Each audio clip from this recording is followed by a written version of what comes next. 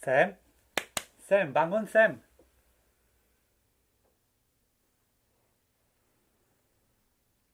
Siapa Anda? Saya Daud. Daud tax agent yang kita pakai. Bukan Sam, saya Daud, Raja Daud dari Israel. Raja Daud dari Israel. Mhm. Sam, saya tahu ini kedengarannya gila, tapi ini memang benar saya. Tuhanlah yang telah mengirimkan saya untuk bertemu dengan kamu, untuk memberikan pesan-pesan Tuhan untuk ulang tahun Gereja Rock Sydney yang ke-24. Ngomong-ngomong Sam, saya bangga sekali sama kamu. Kamu sudah setia melayani sampai hari ini. Wow. What a privilege Tuhan kirim Raja Daud untuk menyampaikan pesan khusus buat Rock Sydney. Emang benar saya sudah berdoa berapa bulan ini untuk apa pesan yang saya harus sampaikan kepada Rock Sydney. Terima kasih Raja Daud jauh-jauh sudah mau menyampaikan pesan ini. Sama-sama Sam. Jadi tema yang dari Tuhan untuk Gereja Rock Sydney ulang tahunnya kali ini adalah tentang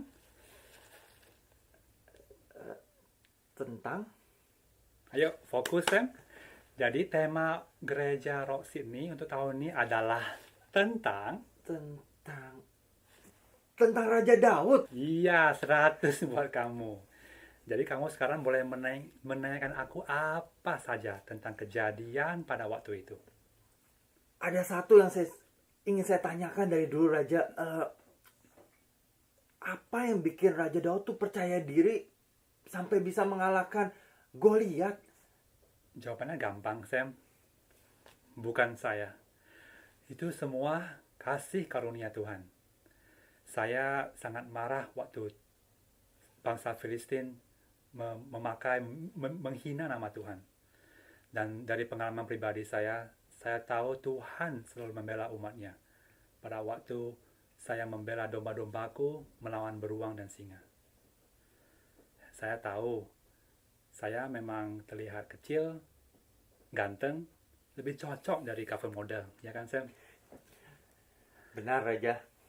Ya, saya tahu Goliat itu lebih besar, lebih kuat. Tetapi ini perangnya Tuhan. Dan saya hanya membuat diriku available buat Tuhan. Dan saya berdoa, semoga Tuhan memakai saya. Dan Tuhan menyuruh saya untuk memakai ketapel. Saya tahu pada waktu itu banyak sekali yang menertawakan saya, Sam. Apalagi bangsa Filistin.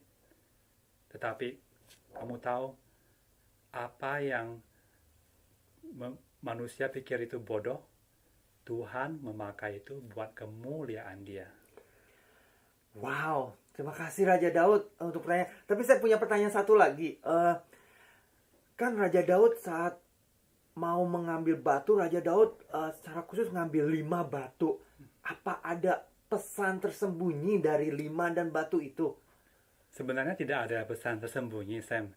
Saya ambil 5 batu pada waktu itu karena bangsa Filistin punya 5 raksasa. Jadi setelah Goliat, 4 batu lagi itu buat raksasa yang lain, Sam. Benar juga ya, jadi nggak ada yang tersembunyi Nggak ya. ada, Sam. Terima kasih Raja Daud. Sama-sama, Sam.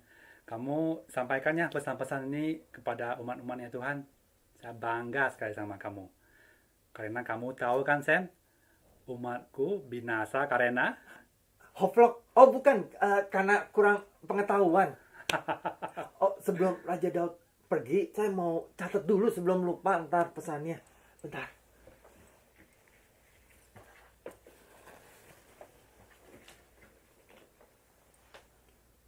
Raja Daud.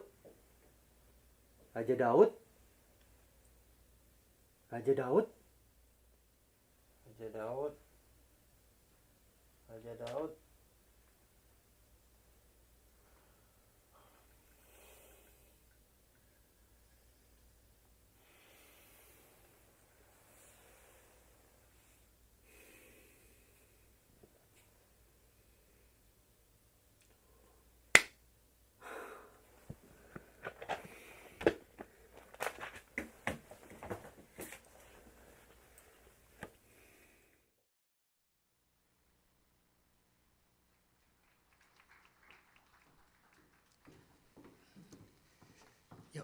tundukkan kepala.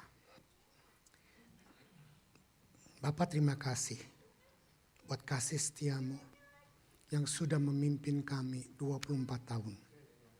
Dan kami tahu Tuhan, it's all because of your grace. It's all because of your goodness. It's all because of your mercy. Engkau sendiri yang memanggil kami. Engkau sendiri yang membuat kami. Engkau sendiri yang memberikan visi kepada kami. Dan Engkau sendiri yang terus akan memimpin dan menopang kami. Sehingga semua rencanamu melalui gerejamu di tempat ini tidak ada satupun yang gagal. Dan bukan karena hambamu, bukan karena kami sekeluarga, bukan karena siapapun, tetapi hanya karena Engkau, oleh Engkau, dan bagi Engkau saja. Terima kasih Tuhan, kami akan menaikkan seluruh ibadah pengucapan syukur pada hari ini dengan memberikan firman kepada seluruh umat-Mu yang mendengar, baik yang di sini maupun yang lewat online, dimanapun mereka berada. Tuhan, Kau jamah dan Kau berkati. Dalam nama Yesus, urapan-Mu bukan cuma buat kami di sini, tapi buat seluruh yang mendengarkan, yang melihat. Sehingga mereka pun Kau jamah satu persatu dan mereka dikuatkan. Mereka terus berjalan dari satu kehidupan dalam kemenangan dan akhirnya memerintah di bumi dengan kuasa kerajaan Allah seperti di surga. In Jesus' mighty name, amin. Sekali lagi berikan tepuk tangan buat Tuhan dong. Happy birthday. How are you? Well, satu kasih karunia yang indah buat saudara yang ada di luar sana, yang ada di rumah, yang ada di Adelaide, ada di Perth, ada di Jakarta, ada di Bali. Welcome aboard. Terima kasih buat seluruhnya yang sudah bersama-sama dengan kami di tempat ini. Dan hanya oleh kasih karunia Tuhan, kita boleh melakukan apa yang terbaik dalam hidup kita hanya bagi Tuhan. Saudara yang dikasihi Tuhan, 24 tahun bukan waktu yang singkat. 24 tahun lewat ups and downs. 24 tahun lewat kita mengalami kemenangan demi kemenangan. Dan ada kalanya juga saya mengalami kekalahan demi kekalahan.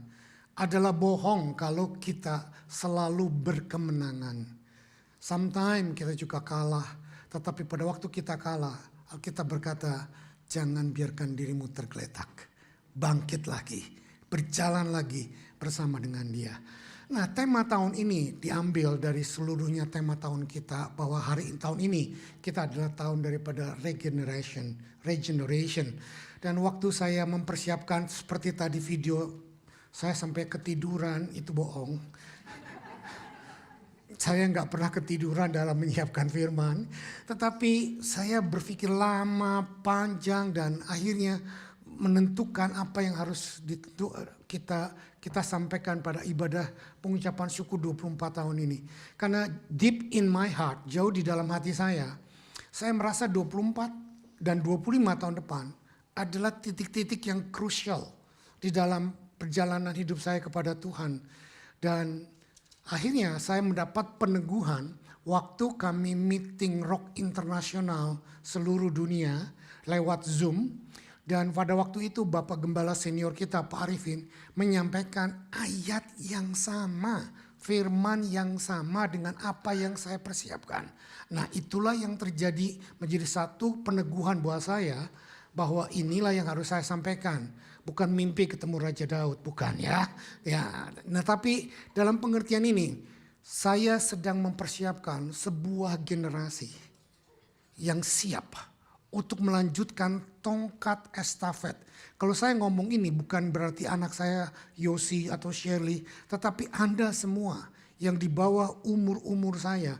Kalau saya, Pak David, Pak Philip, itu sudah generasi sebentar lagi kata Pak Jo bilang istilahnya udah bau tanah. Itu Jo yang bau tanah ya, kita belum ya. Oke. Nah, tapi mau of tidak mau, kita harus mempersiapkan diri kita. Usia tidak bisa dibantah. Kenyataan tidak bisa dibantah. Kalau kita mau hidup selamanya seperti generasi muda, seperti para ibu-ibu merawat tubuhnya, merawat fisiknya, mukanya, supaya tetap awet muda. Kalau saya sekarang sudah usia 60 lebih, saya nggak berpikir awet muda, saya mau berpikir awet tua. Ya kan, supaya kelihatan tetap tua tidak menjadi layu gitu loh. Ya kan, kita nggak bisa berubah lagi menjadi muda. Nah tapi dalam hal ini, ready or not, the age is coming. Season change.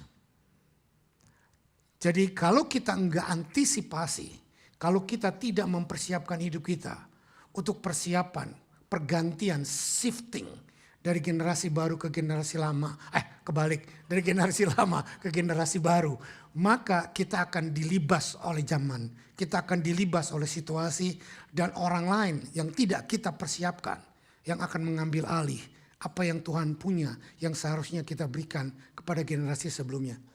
Are you ready? Nah untuk itu mari kita langsung saja. Living, winning, and reigning by grace. Jadi semua kita hidup, kita memenangkan apa yang menjadi penghalang dalam kehidupan. Lalu kita memerintah dalam kehidupan. It's only by grace. Banyak kali kita berpikir kita diselamatkan through faith by grace. Atau by grace through faith. It's true. Dan seringkali kita tidak berpikir. Atau kita cuma berpikir diselamatkan karena anugerah. Lalu kita tidak pernah berpikir bahwa berjalan dari satu keselamatan kepada penggenapan janji Tuhan, kita membutuhkan grace juga. Apalagi pada waktu kita mencapai garis finish yang Tuhan tetapkan, yaitu purpose dan destiny kita. We need more grace daripada grace yang kita terima dari awal. Bisa ngikuti saya semua? Itu sebabnya ini yang saya katakan bahwa kita perlu hidup di dalam grace. Kita buka langsung ayatnya 1 Samuel 17 ayat 40 sampai 52. Agak banyak ayatnya, 12 ayat. Tetapi saya sudah pikir dan saya sudah lihat kalau saya penggal-penggal, nanti saudara yang jarang baca Alkitab tidak bisa mengikuti dengan baik. Saudara yang baca Alkitab rajin dari sekolah minggu tahu cerita ini, tetapi juga belum tentu bisa mengerti dengan baik. Karena ada hal-hal yang tersembunyi. Justru itu yang akan saya ungkapkan. Yuk kita baca. Saya baca ayat 40, saudara baca ayat 41, bergantian ya. Gak usah keras-keras, pelan-pelan. Tetapi untuk membuat saudara tidak bengong, mari kita baca. Saya ayat 40. 1 Samuel 17 ayat 40 berbunyi demikian. Lalu Daud mengambil tongkatnya di tangannya, dipilihnya dari dasar sungai 5 batu yang licin dan ditaruhnya dalam kantung gembala yang dibawanya, yakni tempat batu-batu, sedang umbannya dipegangnya di tangannya. Demikianlah ia mendekati orang Filistin itu. 41.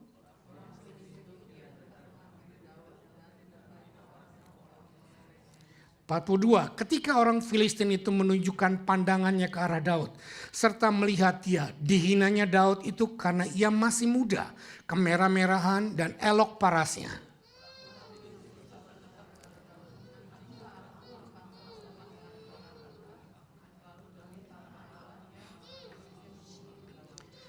Pula orang Filistin itu berkata kepada Daud, hadapilah aku, maka aku akan memberikan dagingmu kepada burung-burung di udara dan kepada binatang-binatang di padang.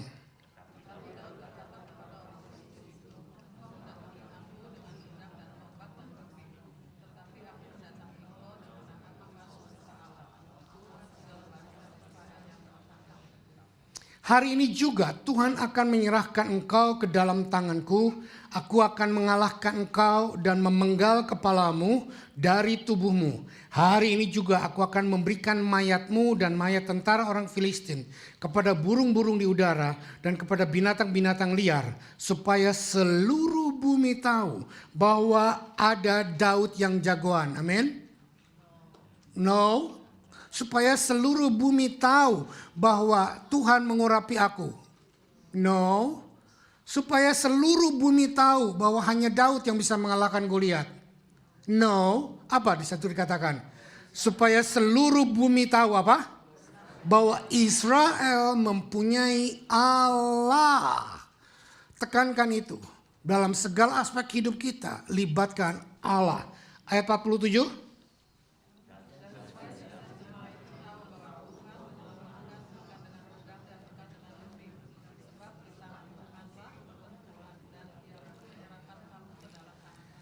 Sekali lagi kita baca bareng karena penekanan saya ada di 2 ayat ini. 2, 3. Dan supaya segenap jemaah ini tahu bahwa Tuhan menyelamatkan bukan dengan pedang dan bukan dengan lembing, sebab di tangan Tuhanlah pertempuran dan Ia pun menyerahkan kamu ke dalam tangan kami. Jadi peperangan dimenangkan karena Daud melihat bahwa ini bukan punya dia, tapi peperangan Tuhan, dan Tuhan sendiri akan memberikan kemenangan bukan karena Daud pandai berperang, bukan karena dia punya senjata yang canggih, bukan karena dia punya strategi yang hebat, bukan karena dia punya pembantu-pembantu yang hebat, bukan karena dia punya pahlawan yang hebat, tetapi karena ada Tuhan yang berperang bersama dengan dia. Are you with me? 48 saya baca. Ketika orang Filistin itu bergerak maju untuk menemui Daud, maka segeralah Daud berlari ke barisan musuh untuk menemui orang Filistin itu. Lalu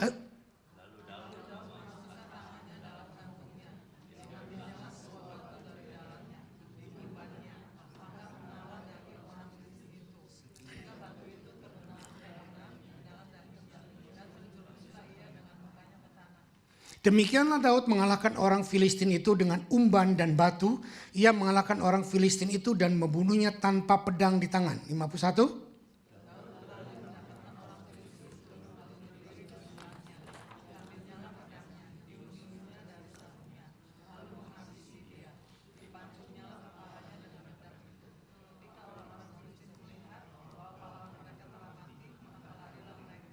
Maka bangkitlah orang-orang Filistin dari Yehuda. Mereka bersorak-sorak lalu mengejar orang-orang Filistin sampai ke dekat Gad dan sampai pintu gerbang Ekron. Dan orang-orang yang terbunuh dari orang Filistin bergelimpangan di jalan ke Saaraim sampai Gad dan sampai Ekron. Nah, Bapak Ibu Saudara yang dikasihi Tuhan, seringkali kita melihat atau menganggap cerita ini cerita sekolah minggu. Dan kita ditantang dan kita dipacu untuk menjadikan kita seperti Daud. Dan berhadapan dengan banyak persoalan dalam hidup kita yang begitu besar. Persoalan ekonomi, persoalan keuangan, persoalan sumber daya, persoalan kesehatan, persoalan pernikahan, persoalan anak, persoalan apa saja. Dan kita diajar dari kecil untuk bangkit seperti Daud menjadi pahlawan dan mengalahkan itu. Which is itu misleading daripada pengajaran ini. Karena seluruhnya nanti kita akan lihat. Gambaran daripada cerita ini. Bukan kita akan menjadi seperti Daud.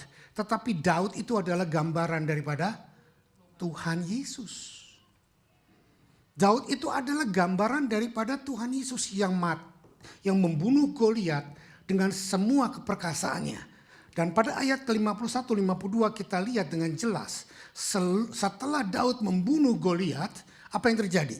Bangsa Israel bangkit dan merebut kemenangan.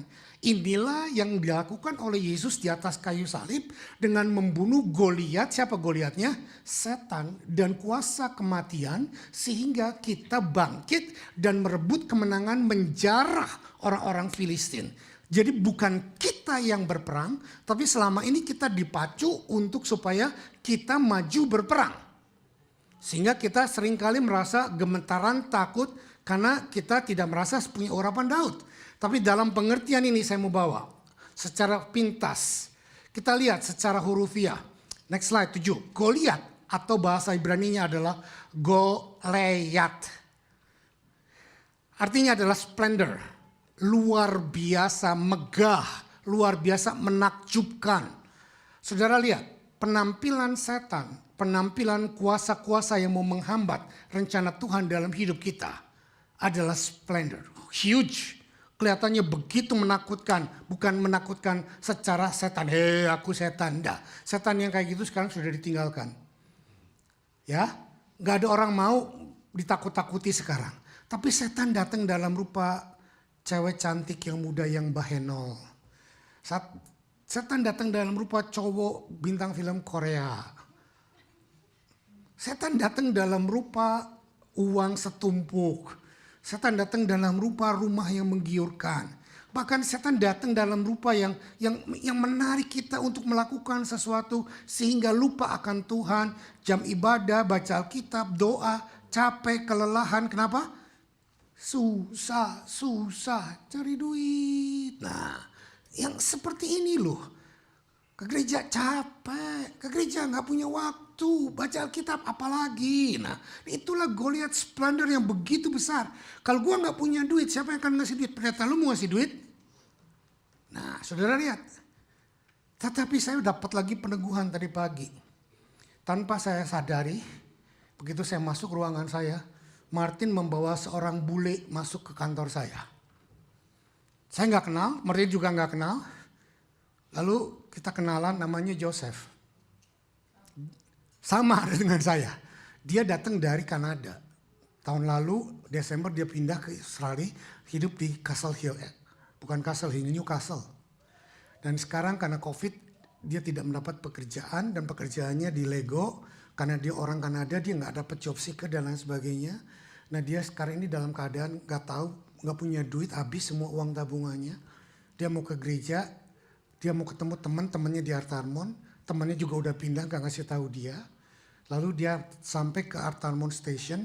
Di Art Harmon Station dia bertanya kepada seseorang di mana ada gereja. Hal yang paling gampang dicari adalah kalau orang kesusahan, gereja atau pendeta. It's easiest thing. Martin tanpa bu tanpa tanya langsung bawa orang itu ketemu dengan saya. Saya lagi mempersiapkan firman, langsung saya tanya, ada apa? Dia cerita seperti itu, panjang lebar, tinggi dan dalam, ujung-ujungnya. Saya bisa saja memilih untuk tidak membantu. Tetapi regardless saya ditipu, dibohongin atau enggak. Tetapi saya berpikir bahwa apakah ini malaikat yang menyaru menjadi manusia? Karena Alkitab berkata, jangan menutup pintumu kepada orang asing yang minta bantuan. Karena kamu tidak tahu apakah itu malaikat atau bukan. Testing. Jadi, saya berkata kepada dia, I'm sorry, I don't have enough money. But what I have, kayak Paulus dan Silas, apa yang ada padaku, aku berikan kepadamu. Aku buka dompetku dan aku bersihkan semuanya. Aku berikan kepada dia. Dan aku berdoa buat dia. Dan dia menangis dan dia bersyukur, lalu saya antar pulang. Enggak ke gereja. Saya enggak berpikir bahwa saya ditipu atau saya dibohongin. Saya hanya berkata bahwa this is the time kita berhadapan dengan persoalan yang tidak kita ketahui. Let grace reign. Amin. Let grace reign. Nah, kedua, sikap Daud dalam menghadapi Goliat. Saya katakan tadi, Daud tidak mengambil sikap pertempuran ini sebagai urusan pribadi, tetapi urusan Tuhan. Kita lihat tadi ayat 45-47 yang sudah saya tekankan. Tetapi Daud berkata kepada orang Filistin itu, engkau mendatangi aku dengan pedang dan tombak dan lembing, tetapi aku mendatangi engkau dengan nama Tuhan semesta alam, Allah segala barisan orang Israel yang kau tantang.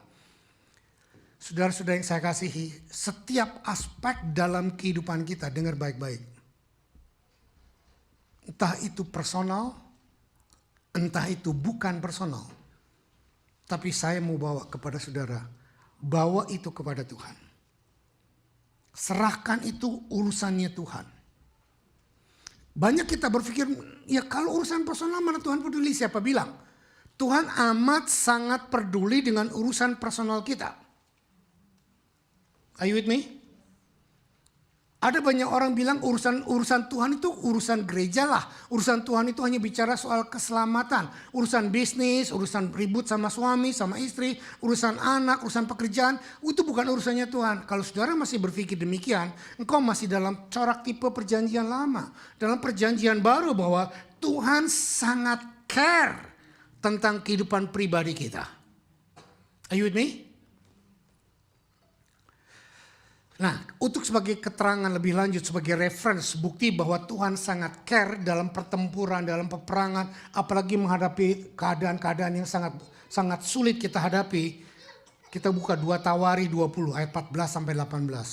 2 Tawari 20 ayat 14 sampai 18. Saya bacakan ayatnya, saudara boleh ngikuti pelan-pelan. 2 Tawari 20 ayat 14 bagi yang di rumah. 2 Tawari 20 14 sampai 18. Lalu Yehasiel bin Sakaria bin Benaya bin Mataya, seorang Lewi dari Bani Asaf, dihinggapi roh Tuhan di tengah-tengah jemaah dan berseru, camkanlah hai seluruh Yehuda dan penduduk Yerusalem dan tuanku Raja Yosafat, beginilah firman Tuhan kepadamu, janganlah kamu takut dan terkejut karena laskar yang besar ini, sebab bukan kamu yang akan berperang, melainkan Allah. Ayat 16. Besok haruslah kamu turun menyerang mereka. Mereka akan mendaki pendakian Ziz, dan kamu akan mendapati mereka di ujung lembah, di muka padang gurun Yeruel. Dalam peperangan ini tidak usah kamu bertempur. Dalam peperangan ini tidak usah kamu bertempur. Hei Yehuda dan Yerusalem, tinggallah berdiri di tempatmu dan lihatlah bagaimana Tuhan memberikan kemenangan kepadamu. Janganlah kamu takut dan terkejut, majulah besok menghadapi mereka, Tuhan menyertai kamu. Lalu berlututlah Yosafat dengan muka ke tanah, seluruh Yehuda dan penduduk Yerusalem pun sujud di hadapan Tuhan dan menyembah kepadanya. Saudara perhatikan, Tuhan yang berperang, oke, betul? Yang berarti katakan amin.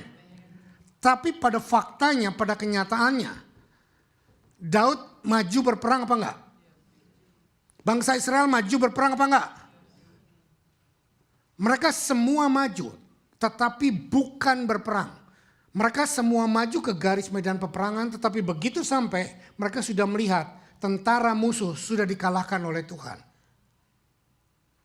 Are you with me? Dalam kehidupan kita sehari-hari sama. Kita melihat penyakit yang tidak terselesaikan bertahun-tahun. Kita melihat keadaan bisnis yang makin lama makin ambruk. Kita melihat situasi kehidupan yang makin lama makin jelek. Tuhan berkata, bangkit, berjalan, aku yang akan berperang. Jadi kita tinggal berjalan, hadapi, dan pada waktu kita menghadapi, maka kita akan ketemu bahwa musuh yang tidak bisa kita kalahkan, sudah dikalahkan oleh Tuhan. Sudah dikalahkan oleh Tuhan. Bukan karena kita hebat, bukan karena kita jago, tetapi karena kita melakukan kehendak Tuhan. Dan jangan pusing seperti Daud. Next slide. Daud tidak membutuhkan senjata lain. Daud tidak perlu perlengkapan perang yang punya Raja Saul. Yang mungkin sophisticated, yang mungkin hebat, yang mungkin pedang yang sangat tajam, yang sangat bagus, ketopong atau perisai, semuanya perlengkapan perang yang memadai untuk berperang. Tetapi Daud maju berperang tanpa perlengkapan perang. Sama dengan kita pada waktu Tuhan menyuruh kita melakukan his vision, purpose dan destiny. Mungkin saudara gak siap. Mungkin saudara berpikir gak mampu. Mungkin saudara gak bisa. Tapi jangan seperti bangsa Israel. Pada waktu mereka keluar dari Mesir, mereka di padang pasir, mereka mau masuk tanah perjanjian. Mereka melihat di tanah perjanjian banyak raksasa, dan mereka melihat dirinya menjadi grasshopper. Saudara, inilah banyakan kita. Pada waktu kita diperhadapkan dengan keadaan di luar, mereka giants, mereka ketakutan. Dan karena ketakutan itulah akibatnya mereka kalah. Dan mereka mencari pertolongan dari manapun gak bisa. 1 Samuel 17 ayat 47 berkata, dan supaya segenap jemaah ini tahu bahwa Tuhan menyelamatkan bukan dengan pedang, bukan dengan lembing, sebab di tangan Tuhanlah pertempuran, dan ia pun menyerahkan kamu ke dalam tangan kami. Saudara, engkau berhasil mengalahkan Goliat. Engkau berhasil mengalahkan persoalan bukan karena imanmu hebat. Bukan karena puasamu, bukan karena doamu 12 jam sehari, bukan karena puasamu, tetapi karena memang Tuhan mendesain kamu menjadi pemenang. Karena Tuhan yang berperang ganti kamu. Karena Tuhan yang menyuruh kamu berperang. Karena Tuhan yang menyuruh kamu pergi dan berhadapan dengan Goliat. Dan jangan pernah jadi anak Tuhan. Saya waktu masih remaja, banyak hamba Tuhan yang pelayanannya sepertinya orang sakti, kelepasan, mujizat, mana setan dalam nama Yesus, gedebuk keluar. Nah, kalau kayak pecerita Koping Ho yang berkata begini, pendekar itu jangan ditantang, pantang lari dari musuh, tetapi dia juga tidak mencari musuh. Ya, are you with me? Keluarlah cerita silat saya. Saudara, jadi anak Tuhan seperti itu. Jangan petang-tang mana Goliat, mana persoalan, mana penyakit. Ini. Tetapi juga jangan menghindar begitu ada Goliat di depan mata kita. Nanti ya, tak puasa dulu ya. Nanti ya, Aku begini dulu ya, aku begitu dulu ya. Karena aku nggak siap. Nah ini kebanyakan kita berpikir seperti ini. Goliat akan muncul dan Goliat pasti muncul dengan baik-baik pada waktu Anda siap. Kalau Anda berkata aku nggak siap, itu kesalahanmu, jangan salahkan Tuhan. Are you with me? Halo? Jangan senggol kiri kanannya, tapi toleh boleh lah. Tunjuk. Lu siap, lu gak siap, Goliat akan muncul. Jadi sebaiknya siap. Are you with me? Karena yang menentukan siap atau tidak, bukan you, bukan me. Tuhan. Dan kalau Tuhan sudah membawa engkau berhadapan dengan Goliat, Tuhan sudah mengukur bahwa engkau siap. You get the point? Nah kesalahan kita karena kita berpikir aku gak siap. Panggil Om Sam. Panggil Tante Lydia. Ghostbuster. Gitu ya. Kalau kita dibalik dulu panggil Om Frankie. Saudara lihat seperti ini. Dan maka muncullah superhero iman yang sebetulnya gak harusnya ada. Tuhan gak mau memunculkan superhero iman. Tuhan memunculkan Anda bersama dengan dia menjadi super iman. Sikap Daud dalam menghadapi Goliat, dia melihat bahwa itu semuanya di tangan Tuhan. Daud hanya menggunakan satu batu dari 5 yang dia persiapkan. 1 Samuel 17 ayat 49. Lalu Daud memasukkan tangannya dalam kantongnya. Diambilnyalah sebuah batu dari dalamnya. Diumbannya. Maka kenalah dahi orang Filistin itu. Sehingga batu itu terbenam dalam dahinya. Dan terjerumuslah ia mukanya ke tanah. Saudara, ayat yang pertama, ayat 1 Samuel 17 ayat 40. Kita lihat bahwa Daud mengambil 5 batu. Orang yang superstitious, orang yang sangat rohani, super rohani berkata, Daud tindakan profetik mengambil 5 itu anugerah. Saya katakan mungkin silahkan bisa itu orang-orang karismatik berkata demikian. Tetapi secara kenyataan saya mempelajari cerita ini bertahun-tahun. Dan saya pernah membahas ini topik ini beberapa tahun yang lalu. Tapi dalam titik poin yang berbeda. Daud naik ke atas bukit. Lalu turun ke dalam sebuah sungai. Waktu dia naik ke atas bukit. Dia melihat dari bukit bahwa orang Filistin seperti semut dan yang maju di depan adalah Goliat, tetapi di belakang mereka ada 4 raksasa yang lain. Saudaranya Goliat ini yang hampir tidak pernah dibahas oleh banyak pengkhotbah. Daud melihat itu sehingga Daud mengambil 5 batu untuk preparation dan dia masukkan ke dalam kantong gembalaannya. Ada banyak pembicara berkata bahwa Daud mengambil 5 sebagai persiapan. Kalau yang pertama alih-alihnya tak meleset, maka diambil yang kedua. Kalau yang kedua meleset, maka yang ketiga. Kalau yang ketiga meleset, maka yang keempat. Saudara belajar, saya membuka literatur tentang bagaimana ada satu suku dari keturunan Benyamin, which is sukunya Daud, bahwa sukunya Daud itu suku Yehuda. Dan ada dari golongan suku Benyamin yang memang melatih dirinya, menempa dirinya dalam peperangan dengan ahli-ahli dan semua para ahli teologi berkata bahwa mereka sangat akurat dan mereka menempa alatnya itu dengan tali seperti yang sangat sekali lempar kerbau aja mati. Karena kekuatan lemparan umbannya dan mereka hampir tidak pernah meleset. Nah Daud ada di dalam kelompok seperti itu. Jadi tidak mungkin bahwa alih-alihnya Daud batunya meleset mencong. Jadi Daud cuma mengambil 5 karena Daud melihat ada 5 raksasa lain yang dia harus hadapi. Begitu dia berhadapan dengan Goliat dia ambil 1, dia lempar Dia berpikir kalau Goliat ini mati 1, yang 4 akan maju. Maka dia sudah punya lagi 4. Satu lagi satu lagi Tapi fakta menulis, sejarah menulis. Listen, begitu Goliat hancur, mati. Yang lain termasuk saudara Goliat yang lain 4 raksasa ini. Lari pontang-panting ketakutan. Kenapa? Karena mereka mengandalkan kemampuan Goliat. Mereka akan berpikir, gila.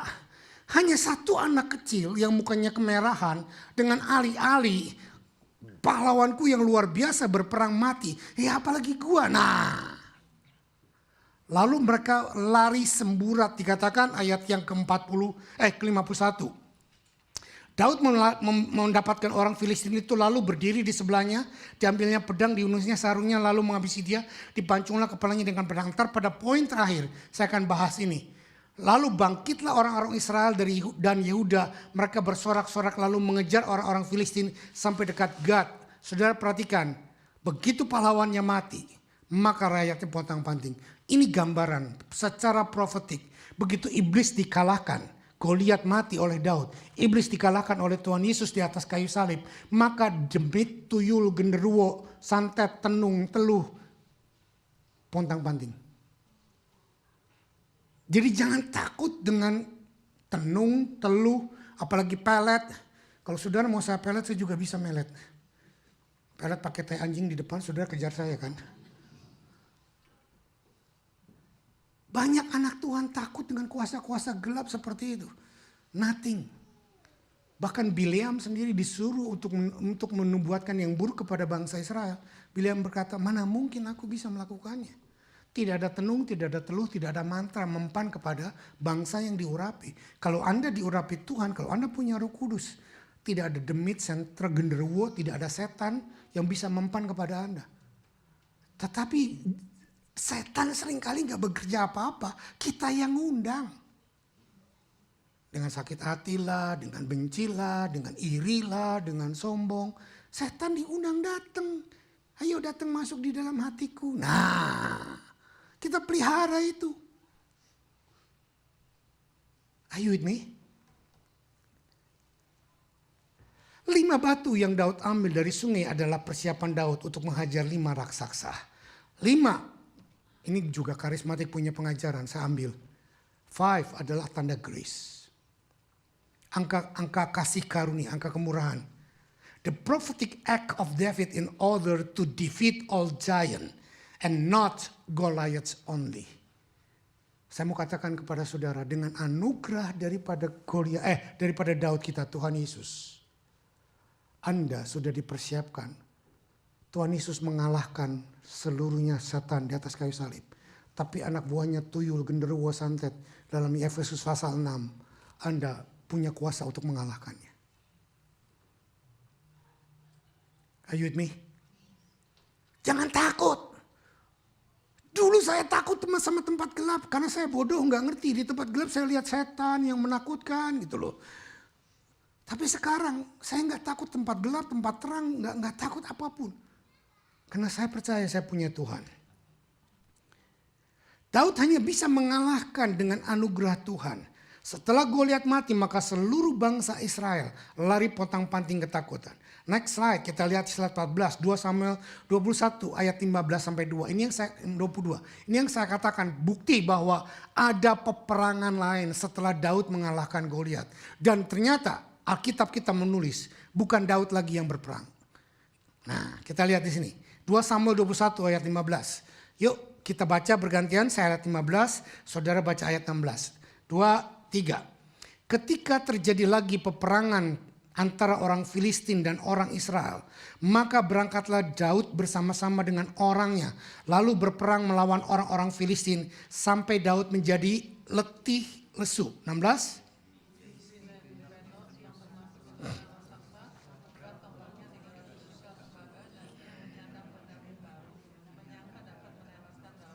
Tetapi Abisai anak Seruya datang menolong Daud, lalu merobohkan dan membunuh orang Filistin itu. Pada waktu itu orang-orang Daud memohon dengan sangat kepadanya. Kata mereka, janganlah lagi engkau maju berperang bersama-sama dengan kami, supaya keturunan Israel jangan punah bersama-sama engkau.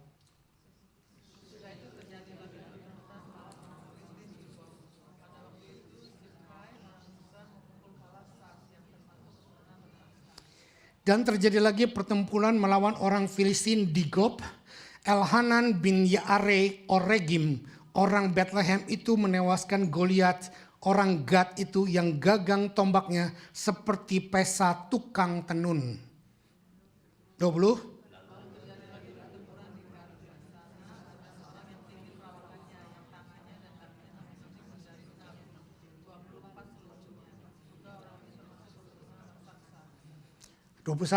Ia mengolok-olok orang Israel. Maka Yonatan anak Simea kakak Daud menewaskannya. 22. Keempat orang ini termasuk keturunan raksasa di Gad. Mereka tewas oleh tangan Daud dan oleh tangan orang-orangnya.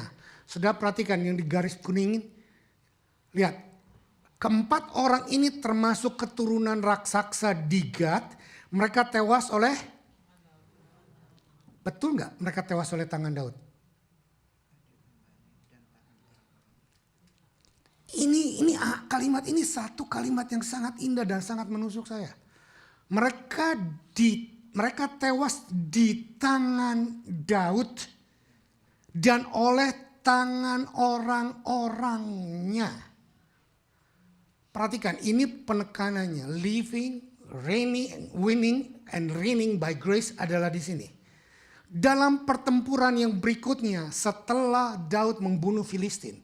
Lalu Daud diurapi menjadi raja. Lalu Daud betul-betul menjadi raja yang utama. Seluruh bangsa Israel disatukan.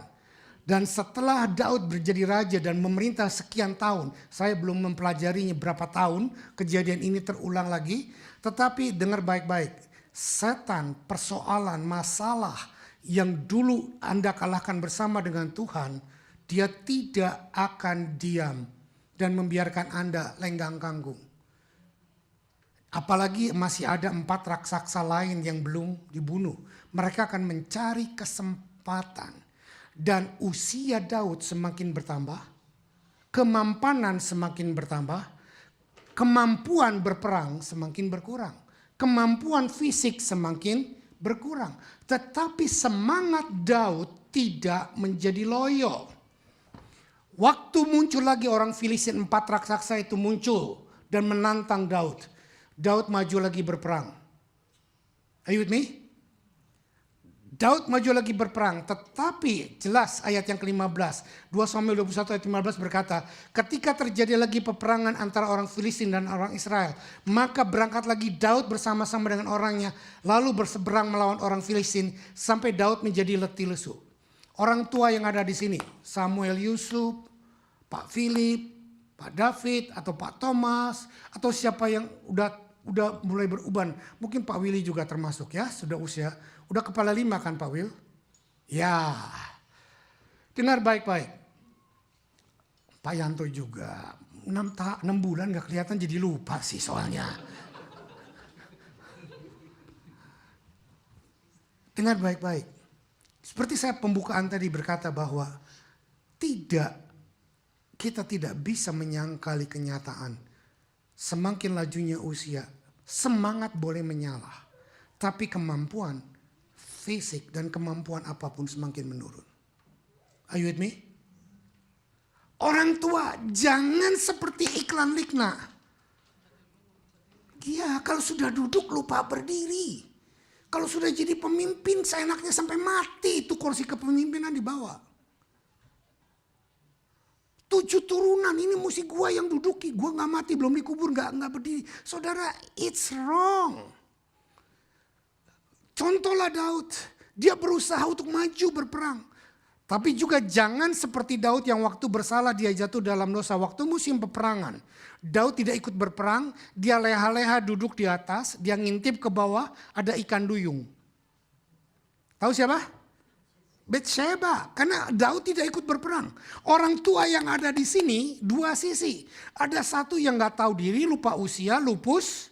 Terus mau memerintah, tahu mau bersama-sama. Ada yang terlalu sadar diri bahwa aku sekarang sudah hebat. Aku sekarang sudah luar biasa. Gak perlu lagi begini, gak perlu lagi gitu. Kalau ke gereja ngangkat kursi juga gak mau. Kenapa? Karena aku pemimpin sekarang. Tangannya mulai sakti. Tunjuk sana, tunjuk sini. Perintah jalan, perintah sini. Ya, ini orang tua yang tidak tahu diri. Semangat boleh, tetapi kemampuan berkurang. Sadarilah itu. Tetapi Daud tetap pergi berperang. Daud tetap pergi berperang. Dan pada waktu Daud pergi berperang, dia baru menyadari kenyataan bahwa aku hampir mati. Aku hampir mati. Dan kita lihat di sini, generasi muda muncul di hadapan Daud. Generasi muda ini berkata, ya Tuanku Raja, janganlah engkau pergi berperang. Karena pada waktu engkau pergi berperang, kalau terjadi sesuatu apa dengan engkau, maka api Israel akan mati. Orang tua yang ada di sini, semangatmu yang mengobarkan anak muda, gairahmu yang mengobarkan anak muda, jangan berkata, aku udah tua, biar anak muda yang maju. Enggak. Mari kita maju bersama. Dia yang di medan pertempuran, kita yang bersama dengan mereka membangun semangat. Kata Ki Hajar Dewantara, Ing Madio Mangun Karso. Tahu Ing Madio Mangun Karso? Di tengah-tengah memberi semangat. Ada 3 teladan dari guru pendidikan kita di Indonesia, itu bagus banget. Di depan memberi teladan, di tengah memberi semangat, di belakang memberi dorongan. Inilah tugas kita sebagai orang tua. Anak muda di depan, orang tua ada di tengah memberikan semangat, lalu di belakang memberikan dorongan. Ayo, ayo maju, ayo maju, ayo maju, ayo maju. Tetapi biarkan anak muda yang berperang. Jangan atur anak muda, mereka berperang, tapi mesti begini, mesti begitu, mesti begini, mesti begitu. No! Dulu waktu papa masih muda, papa gak begitu. Iya pak, sekarang zaman beda.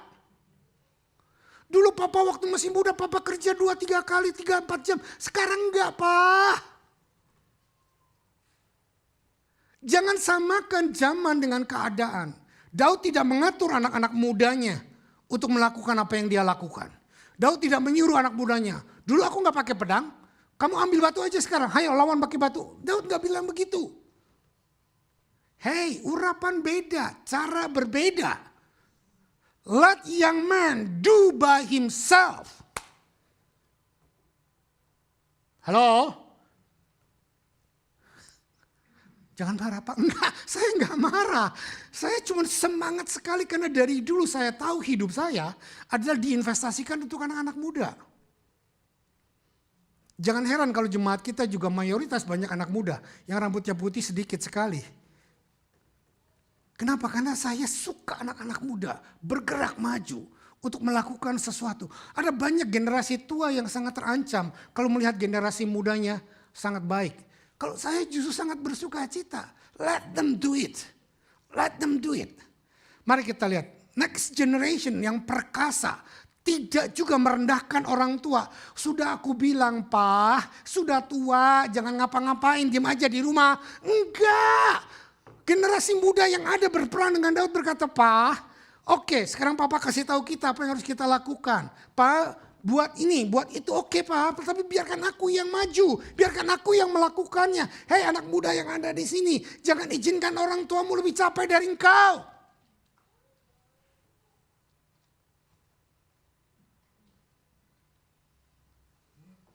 Halo? Do it. Honor, respect your parent. Pengurapan ada di mereka. Engkau juga diurapi tapi timingnya berbeda. Listen to their word. Oke, slide 17. Next. Saya punya waktu 12 menit, mudah-mudahan selesai. Oke, second giant. Namanya Yisbi Benob. Yisbi Benob diambil dari bahasa Ibrani. His dwelling is in Nob. Artinya tempat tinggalnya di Nob. Dan yang mengalahkan Isi Benob adalah Abisai. Abisai artinya my father is Jesse. Or my father is a Gif. Grandson of Jesse, nephew of David. Via his sister Zeruiah, brother of Joab. Jadi keponakannya Daud yang maju berperang melawan raksasa yang kedua. Yang melawan giants yang kedua. Yaitu Isi Benob. Lalu nggak tertulis siapa di dalam ayat yang ke-17. Pada waktu orang-orang Daud memohon dengan sangat kepadanya, kata mereka, janganlah lagi engkau maju berperang bersama-sama dengan kami, supaya keturunan Israel jangan punah bersama-sama dengan engkau. Hei anak muda yang ada di sini, Hormati orang tuamu. Minta pendapat dari orang tuamu. Minta saran dari orang tuamu. Jangan pernah berani angkat suara kepada orang tuamu. Apalagi angkat kaki. Ilu, istriku dan Yosi anakku jadi saksi. Kalau ada orang tua di rumah, ada Pak Arifin di rumah, kursi kerajaan saya serahkan kepada beliau. Saya punya kursi kerajaan di rumah dan di kantor, tempat saya ngelonjor, nonton TV, baca Alkitab, merenung sambil angkat kaki. Tapi waktu beliau ada di tempat, kaki saya nggak naik. Why? Because I respect him so much. I listen to every single word he said to me. Saudara perhatikan, ini yang membuat kita hidup berjalan dalam berkat Bapa. Dan saya tidak pernah menikmati kesusahan tanpa jalan keluar yang Tuhan berikan. Setiap menghormati orang tua adalah berkat yang luar biasa. Amin. Amin. Jangan pakai budaya barat. Orang tua dipanggil kalau udah tua, Sam, kaplok. Saya nggak mau cucu saya El nanti bilang, halo Sam, aduh Tuhan jelep. Saya mau didik dia dengan takut dan benar akan firman Tuhan. Amin. Hormati orang tuamu. Generasi muda, engkau akan meneruskan apa yang ada pada orang tuamu. Oke. Lihat Mazmur 127 ayat 3-5. Boleh nggak minta tambah waktu sedikit? Oke. Mazmur 127 ayat 3-5. Yuk kita baca sama-sama 2-3. Sesungguhnya anak-anak lelaki adalah milik pusaka pada Tuhan. Dan buah kandungan adalah suatu upah. Seperti anak-anak panah di tangan pahlawan. Demikianlah anak-anak pada masa muda. Berbahagialah orang-orang yang membuat tabungnya penuh tabung panahnya. Dengan semuanya itu ia tidak akan mendapat malu apabila ia berbicara dengan musuh-musuh di pintu gerbang. Saudara perhatikan. Ayat ini berkata, pada waktu kita sudah menjadi tua, saudara bisa tua nggak nanti? Dengar baik-baik. Whatever you do to your parent now, apa yang kau kerjakan kepada mama papamu sekarang, it will copy by your son to you. By your daughter to you, by your children to you. Karena itu akan menjadi hukum tabur tuai. Respect orang tuamu, maka anak dan cucumu akan respect engkau. Kurang ajarlah kepada orang tuamu, maka engkau jangan sakit hati. Jangan nangis Bombay, India, nanti kalau anak cucumu kurang ajar sama kamu. Are you with me? Gak peduli engkau berdoa 7 hari semalam 7 hari. Engkau berdoa 7 hari seminggu, berdoa 11 jam 1 malam. Kalau sikapmu sama orang tuamu, Tuhan gak akan dengar doamu. Tuhan gak akan berkati ibadahmu. Saudara, Mazmur 127 ini saya menangis kenapa? Saya akan bangga kalau suatu hari. Karena saya sudah tua, saya sudah gak bisa apa-apa. Saya gak mau nanti sudah di kursi roda didorong-dorong. Dan orang lain berkata gini, saya gak mau. Saya bilang Tuhan, sebelum aku sampai gak berdaya angkat aku. Kalau aku sudah tidak berfungsi lagi, buat apa hidup? Tapi usia tua, halo saya Tuhan. Ya saya Tuhan, saya mau bicara sama kau. Matikan dulu handphonemu. Ya.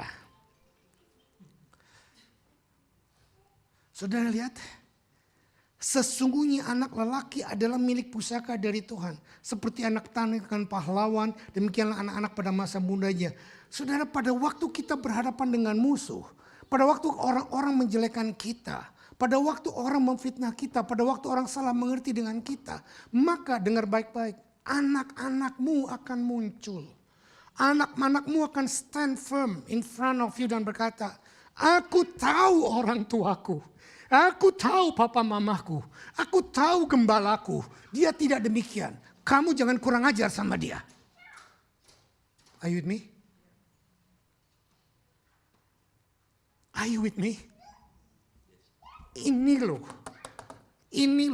Daud berhasil dalam mendidik anak-anak generasi berikutnya. Sehingga dia berkata, generasi berikutnya berkata, Tuanku Raja, gak usah berperang lagi. Engkaulah lambang, engkaulah kejayaan Israel. Let me do it. Orang tua, orang anak muda yang ada di sini, jangan izinkan papa mamamu. Ingat saya, istri saya jadi saksi waktu mami saya masih hidup. Saya gak kasih dia pegang sapu, saya gak kasih dia pegang kemoceng untuk bersih-bersih rumah. Karena saya bilang apa? Cukup mami, waktu aku masih kecil, kamu masak. Kamu cebokin aku, kamu lakukan begitu banyak. Tapi sekarang aku sudah besar. Don't do it. Don't do it. Let me do it for you. Are you with me? Anak-anak muda yang saya kasihi, dengar baik-baik. Waktu engkau belum bisa cebok, orang tuamu cebokin. Waktu engkau belum bisa orang tuamu dudukin dengan sabar, nungguin baumu, kentutmu segala macam. Tapi kalau orang tuamu sekarang belajar ngajarin gadget aja ini gimana, engkau marah-marah. Are you with me? Saya nggak nyindir, saya nggak nyinggung. Tapi this is the time, this is the point. Time will cycle.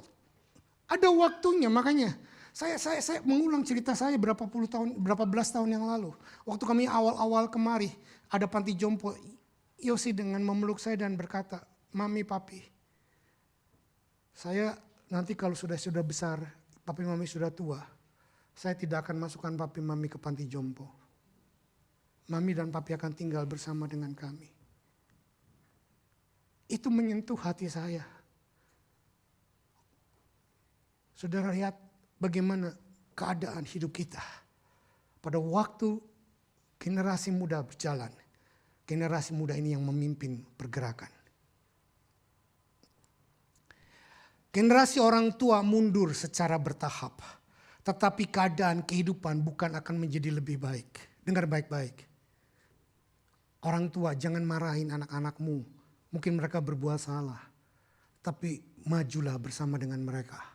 Hadapi keadaan buruk bersama. Nasihati mereka, doakan mereka, kasih semangat mereka. Are you with me? Next slide. Giant yang ketiga. Namanya Sibkai atau Sibekai. Atau senjatanya adalah wafer, tukang tenun. Jadi dia mungkin pakai pisau tukang tenun.